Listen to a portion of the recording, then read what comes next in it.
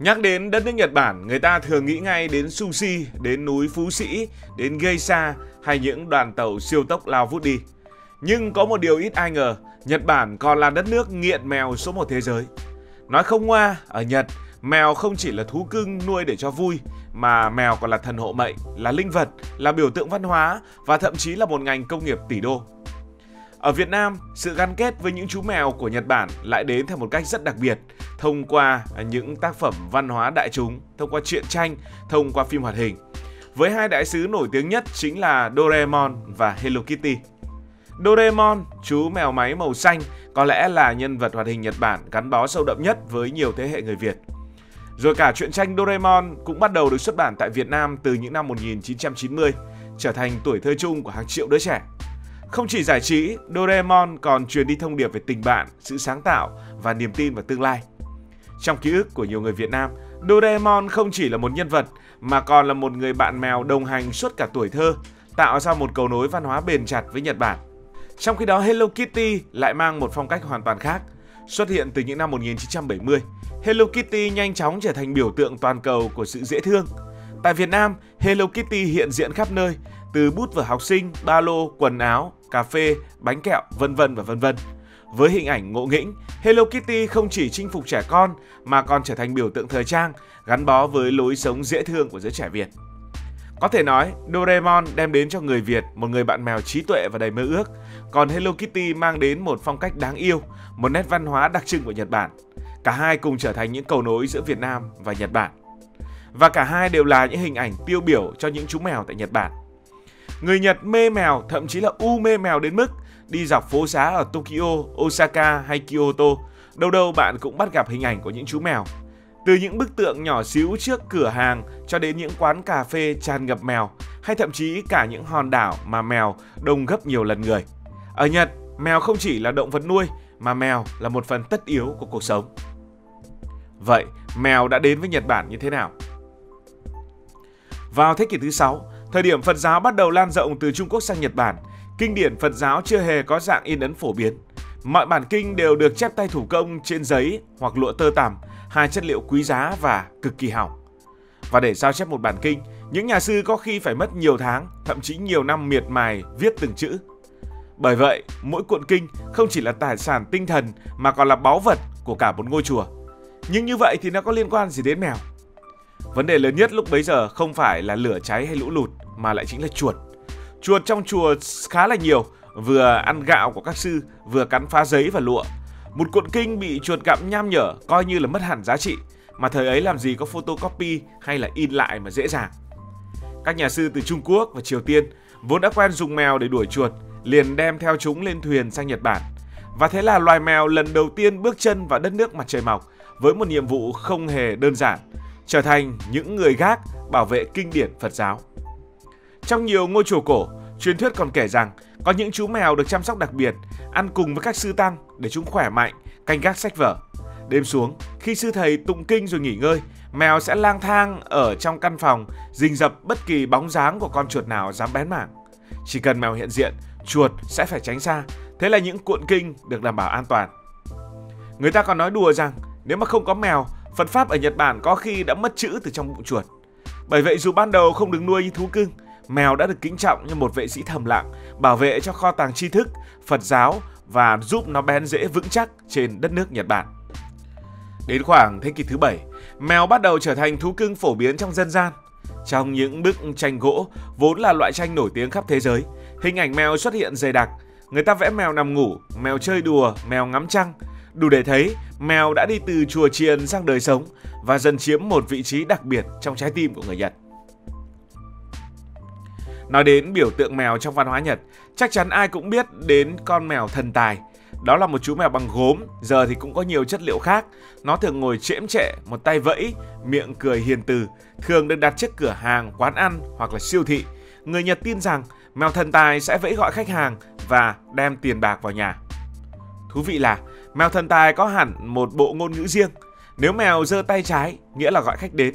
Nếu mèo giơ tay phải, có nghĩa là gọi tài lộc. Thậm chí có loại giơ cả hai tay để mời cả khách lẫn tiền tài cùng một lúc. Màu sắc của mèo thần tài cũng có ý nghĩa riêng. Màu trắng tượng trưng cho sự thanh khiết, màu vàng tượng trưng cho tài lộc, màu đen để trừ tà, còn màu hồng thì là cầu tình duyên. Ngày nay, mèo thần tài không chỉ xuất hiện ở Nhật Bản mà còn phổ biến khắp thế giới, đặc biệt trong các cửa hàng của những người gốc Á. Nhưng ít ai biết rằng, nguồn gốc của nó gắn liền với những ngôi chùa cổ Nhật Bản, nơi mèo từng được coi như linh vật để che chở. Không chỉ dừng lại ở đó, một trong những minh chứng rõ nhất cho sự u mê mèo của người Nhật chính là những đảo mèo. Ở Nhật có hàng chục hòn đảo mà số lượng mèo gấp rất nhiều lần số lượng người. Nổi tiếng nhất là đảo Oshima. Trên đảo chỉ có khoảng vài chục người già sinh sống, nhưng mèo thì lên đến hàng trăm con. Khi du khách đặt chân xuống đảo, điều đầu tiên họ thấy không phải là cảnh biển hay là núi rừng, mà là một đội quân mèo chạy ra chào đón. Chúng leo lên thuyền, ngồi chễm chệ trên đường, rúc vào chân khách du lịch. Đảo vốn nghèo, dân số ít, nhưng nhờ mèo mà khách du lịch ùn ùn kéo đến.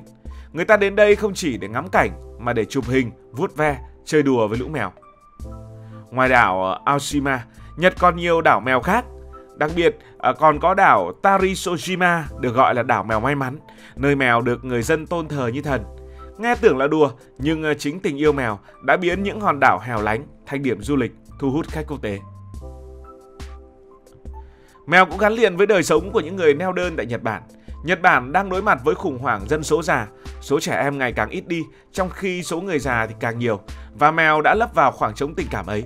Theo số liệu của Hiệp hội Thú cưng Nhật Bản đang có khoảng gần 10 triệu con mèo nuôi ở trong nhà, nghĩa là trong nhiều gia đình, mèo đã thực sự thay thế tiếng khóc của trẻ con và trở thành con cưng đúng nghĩa. Và quả thật là người Nhật Bản không chỉ nuôi mèo một cách bình thường mà còn chăm sóc mèo như chăm sóc con. Họ chi hàng tỷ yên mỗi năm cho thức ăn, đồ chơi, quần áo, spa, bác sĩ thú y, thậm chí cả khách sạn riêng dành cho mèo. Ở Tokyo có những khách sạn 5 sao mà mèo có phòng riêng, giường riêng, thậm chí có cả dịch vụ massage và camera để chủ nhân theo dõi từ xa. Chuyện nghe viễn tưởng nhưng với người ở Nhật thì hoàn toàn bình thường. Nếu chán mèo ở nhà, hãy đến với những quán cà phê mèo. Người Nhật quá sáng tạo để tìm ra phương pháp này. Khách đến không chỉ để uống cà phê mà còn để được ngồi giữa hàng chục con mèo xinh xắn, tha hồ vuốt ve, chụp ảnh và quay video. Quán cà phê mèo đầu tiên mở cửa ở Osaka vào năm 2004 và nó đã nhanh chóng lan rộng mô hình này khắp Tokyo và Kyoto. Chỉ trong 10 năm, cả nước Nhật Bản đã có hàng trăm quán cà phê mèo. Khách du lịch Tây phương đến Nhật Bản mê mẩn và thế là mô hình này đã được xuất khẩu ra khắp thế giới. Ngày nay ở Việt Nam cũng có rất nhiều những quán cà phê mèo. Tình yêu mèo của người Nhật còn bùng nổ trong nghệ thuật và trong văn hóa. Mèo hiện diện khắp nơi, truyện tranh, phim hoạt hình cho đến game. Có lẽ ai trong chúng ta cũng từng gắn bó với Doraemon, chú mèo máy đến từ tương lai, người bạn tuổi thơ của hàng triệu trẻ em Việt Nam. Rồi đến Hello Kitty, chú mèo hồng đã trở thành biểu tượng toàn cầu, xuất hiện từ mọi thứ. Trong thế giới anime cũng không thiếu những chú mèo nổi tiếng. Người Nhật đã biến mèo trở thành siêu sao văn hóa nhờ xuất khẩu những tác phẩm của mình. Mèo Nhật đã phủ sóng toàn cầu. Không chỉ trong truyện tranh, nhiều chú mèo thật sự ngoài đời cũng trở thành huyền thoại Nhật Bản.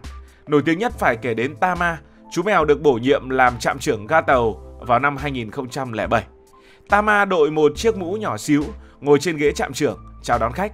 Nhờ nó, lượng hành khách du lịch đến ga tăng gấp 3 lần, giúp một ga tàu nhỏ suýt phá sản bỗng hồi sinh mạnh mẽ. Sau khi Tama qua đời vào năm 2015, người ta còn xây đền thờ riêng, coi nó là thần mèo. Chức vụ trạm trưởng mèo cũng được truyền lại cho các đời mèo khác. Chuyện nghe tưởng đùa, nhưng đó chính là Nhật Bản, nơi mèo không chỉ là thú cưng mà còn là nhân vật có vai trò xã hội thực sự.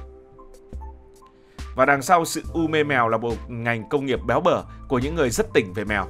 Theo thống kê, ngành thú cưng Nhật Bản doanh thu gần 1,6 nghìn tỷ yên mỗi năm, trong đó mèo chiếm một phần lớn. Thức ăn, đồ chơi, phụ kiện, quần áo, dịch vụ chăm sóc, chụp ảnh, du lịch cùng mèo, tất cả đều có thị trường riêng. Nhiều thương hiệu còn xây dựng hẳn vũ trụ mèo để kinh doanh. Hello Kitty mang về cho công ty Sanrio doanh thu hàng chục tỷ đô. Các hãng sản xuất game thì liên tục tung ra nhân vật mèo, từ Pokemon cho đến Monster Hunter.